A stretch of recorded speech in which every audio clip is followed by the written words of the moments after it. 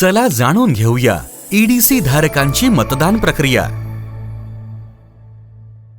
निवडणुकीच्या या उत्सवात खूप मोठ्या संख्येने लोक कर्तव्यावर आहेत। निवडणूक कर्तव्यावर असलेले अधिकारी, कर्मचारी यांना मतदानाच्या दिवशी मतदान केंद्रावर जाऊन मतदान करणे शक्य होत नाही।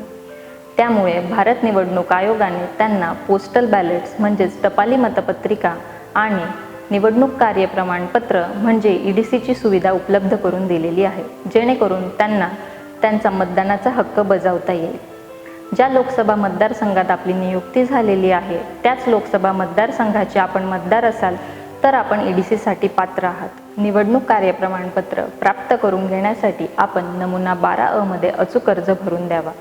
या अर्जाची छाननी झाल्यानंतर निवडणूक निर्णय अधिकारी यांच्या सही व शिक्क्याने एक युनिक कोड असलेले ईडीसी आपल्याला पुरविण्यात येईल। या ईडीसीद्वारे आपल्याला नेमून दिलेल्या मतदान केंद्रावरती आपण ईव्हीएमद्वारे मतदान करू शकतात व ज्यांना कोणतेही मतदान केंद्र नेमून दिलेले नाही अशा राखीव व्यक्तींसाठी आपण नजीकच्या मतदान केंद्रावर जाऊन मतदान करू शकतात। या ईडीसी धारकांची नोंद ही त्यांच्या स्वतःच्या मतदान केंद्रावरील चिन्हांकित मतदार यादीमध्ये ईडीसी असा शिक्का मारून केली जाईल। अशा ईडीसी धारकांना माझे आवाहन आहे की आपल्या ईडीसीचा उपयोग करून आपण मतदान केंद्रावर जाऊन मतदान अवश्य करावे।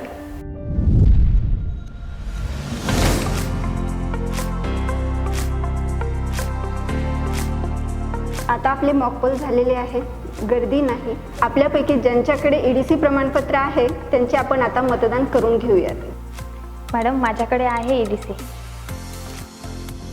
मॅडम, हे ईडीसी काय असतं? ईडीसी म्हणजे इलेक्शन ड्युटी सर्टिफिकेट, निवडणूक कार्य प्रमाणपत्र। यांच्यासारखे जे लोक निवडणूक कर्तव्यात आपण मतदार असलेल्या लोकसभा मतदारसंघात नियुक्त असतील अशा कर्मचाऱ्यांना निवडणुकीच्या दिवशी स्वतःच्या मतदान केंद्रावर जाऊन मतदान करता येत नाही, त्यामुळे त्यांना निवडणूक निर्णय अधिकारी यांच्या सही व शिक्क्याचे प्रमाणपत्र दिले जाते, ज्यामुळे ते निवडणुकीचा हक्क बजावू शकतील। चालेल मॅडम, करू द्या यांना मतदान।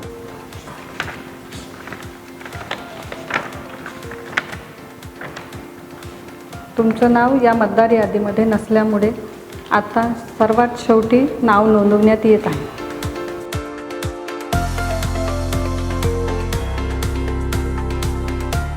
नमुना 17A मतदारांच्या नोंदवहीत दुसऱ्या रकान्यात मतदार यादीतील अनुक्रमांक, त्याचा भाग क्रमांक व विधानसभा मतदारसंघाचा क्रमांक दाखविल्याप्रमाणे नमूद करावा। हा तपशील आपल्याला त्याच्या ईडीसी वरही लिहिलेला दिसून येईल।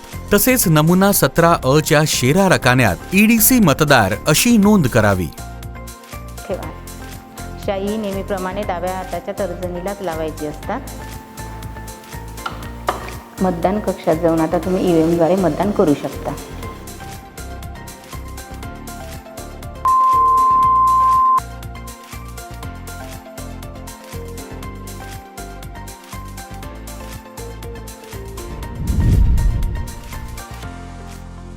मॅडम, माझ्याकडे ईडीसी आहे, मला मतदान करायचं आहे। ईडीसी मॅडमकडे।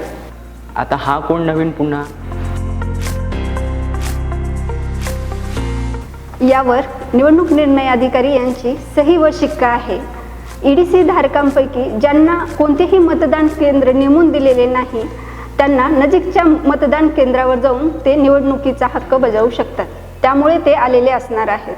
बरं बरं, तुम्ही मतदान करून घ्या। हो मॅडम, मी राखीव मतदान कर्मचारी आहे।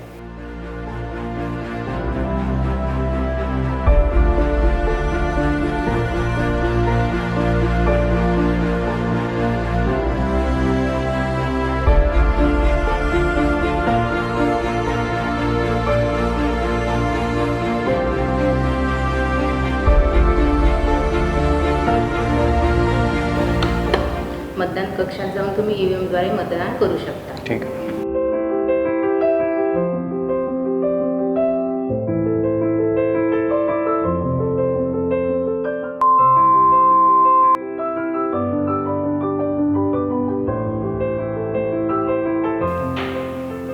मॅडम, या 4 ईडीसीचे मतदान झालेले आहे। जमा झालेल्या सर्व ईडीसी नेमून दिलेल्या लिफाफ्यात ठेवावेत व हा लिफाफा सीलबंद करावा।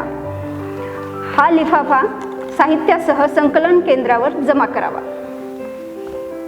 नमुना 17C भरताना त्यातील अनुक्रमांक 1 मधील मतदान केंद्रावरील मतदारांची एकूण संख्या लिहिताना मतदान केंद्राला जोडलेले मूळ मतदार अधिक EDC द्वारा झालेले मतदान अशी एकूण लिहावी.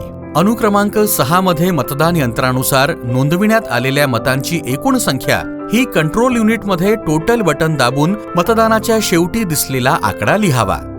केंद्राध्यक्ष डायरीमधील अनुक्रमांक 10 मध्ये EDC सह मतदारांची संख्या नमूद करावी. अनुक्रमांक 11 मध्ये EDC सह पुरुष व स्त्रिया यांनी केलेल्या मतदानाची संख्या नमूद करावी व अनुक्रमांक 13 मध्ये EDC द्वारे मतदान केलेल्या एकूण व्यक्तींची संख्या भरावी. नमुना 17A छाननी अहवालात अनुक्रमांक 1 मध्ये सुद्धा मतदान केंद्रावरील एकूण मतदारांची संख्या ही EDC सह नमूद करावी. केंद्राध्यक्ष यांना पुरविण्यात आलेल्या नोंद पुस्तिकेत अनुक्रमांक 9 मध्ये असलेल्या तक्त्यात आपल्या मतदान केंद्राचे क्रमांक, नाव लिहावे. EDC द्वारे झालेले एकूण मतदार संख्या लिहावी. त्यातील पुरुष किती व स्त्रिया किती हा आकडा भरावा. यामध्ये मतदान केंद्राला जोडलेले मूळ मतदार किती म्हणजेच चिन्हांकित मतदार यादीत असलेले आपले मूळ मतदार ह्यात EDC द्वारा मतदान केलेल्या मतदारांचा समावेश करू नये. दुसरे म्हणजे मतदान यंत्रानुसार नोंदविण्यात आलेल्या एकूण मतांची संख्या. या सूत्राचा वापर करून आपण मतदान केंद्रावरील एकूण मतदानाची टक्केवारी काढावी.